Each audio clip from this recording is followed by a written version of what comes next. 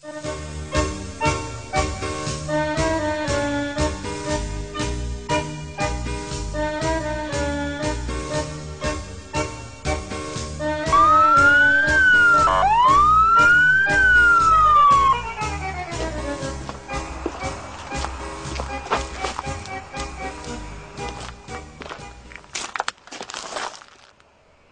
I'm going to need to see your license and registration.